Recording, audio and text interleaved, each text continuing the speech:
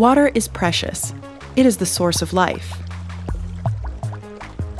In most industrialized countries, clean water comes from the tap. Many developing countries, however, have difficulties ensuring a solid supply of clean drinking water. This is a major obstacle to development. But why is it so crucial to improve the water infrastructure in developing countries? In which areas does water play a special role? And what are the biggest problems? The United Nations Development Program states, "Clean water can make or break human development." Access to clean, fresh water has been given the status of a human right. Nevertheless, the water sector still has a relatively low political priority. Few developing countries have efficient water resource management. Since 1997, the annual share of the global financial development aid spent for the water sector has fallen from 8 to 5%. Especially in developing countries, water plays an important role in many different areas. To name the most important: nutrition, health, conflicts, and natural disasters. These areas are interrelated and influence each other. First, the availability of water is important for the agricultural sector, which provides the population with food and produces agricultural exports. Especially countries with little or very irregular rainfall often rely heavily on irrigation systems. Irrigated agriculture counts for 70% of total global water consumption. Excessive irrigation can cause considerable damage. For example, by the large-scale cultivation of water-intensive crops for the export markets. An example: the Aral Sea was once the fourth largest freshwater lake worldwide. The countries Kazakhstan and Uzbekistan then started to take huge amounts of water from its tributary rivers in order to irrigate their cotton fields. Since the 1960s, the Aral Sea has shrunk by nearly 75%.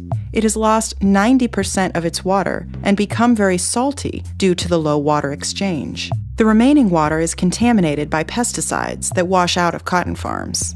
The destruction of the Aral Sea is considered one of the largest man-made disasters in the world. Second, the supply of clean, fresh water is very important for the health system. And what is often forgotten, a functioning sewage and sanitation system is crucial for acceptable hygiene conditions. In the last few years, progress has been made in this area. In the year 2000, one of the United Nations Millennium Development Goals was reached. The number of people without access to safe drinking water was reduced by 50%. But still, 900 million people do not have access to safe drinking water. And in other areas too, reality is still bad. 2.5 billion people have no access to sanitation. The World Health Organization estimates that 80% of diseases in developing countries can be traced back to inadequate water supply and sanitation. UNESCO estimates that about 5,000 children die every day as a result. Overall, about 3.5 million people die every year due to lack of clean drinking water. Third, in regions where water is a scarce resource, it can lead to conflicts. Struggles over water resources can arise between villages and regions, between landowners and peasants, or even between different states. An example is the conflict over the use of the Nile, one of the largest rivers in the world. The majority of the Nile water comes from the Blue Nile, which originates in Ethiopia. An old agreement from the colonial period allows Egypt and Sudan the use of most of the Nile's water. Ethiopia, a poor country with regular famines, wants to build an agricultural irrigation system. Egypt fears a decrease of Nile water and tries to prevent Ethiopia from doing so, even with military threats. However, the example of the Nile conflict also shows opportunities for international cooperation in the water sector. The countries along the river have formed the Nile Basin Initiative in order to find ways to organize the use of its water without conflict. Fourth, water is not always a blessing. 3/4 of all natural disasters are directly or indirectly related to water, such as floods and tsunamis. Human intervention, especially altering the natural landscape, is an important factor as well. 3 important examples: the straightening of rivers, deforestation, particularly of mangrove forests along the coast, and poor coastal protection. Experts believe that such water-related natural disasters will intensify due to climate change. 3 main problems can be observed.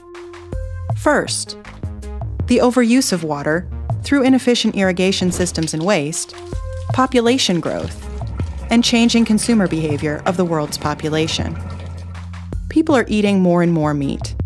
Compared to vegetable products, animal products require much more water to produce. 2,500 liters of water are required to grow a kilogram of rice. 1 kilogram of beef requires 15,000 liters. Such water-intensive products are often exported from developing and emerging countries to industrialized countries. Second, water pollution. In industrialized countries, the main problem is agriculture. Groundwater quality can be reduced by inputting large quantities of pesticides and chemical fertilizers. In developing and emerging countries, the absence of any wastewater management is usually critical. In developing countries, 90% of urban wastewater pours untreated into rivers, lakes, or the sea. Third, inadequate management. Problems in the water sector are rarely a political priority. At the national level, it is the lack of efficient, integrated, and sustainable water resources management.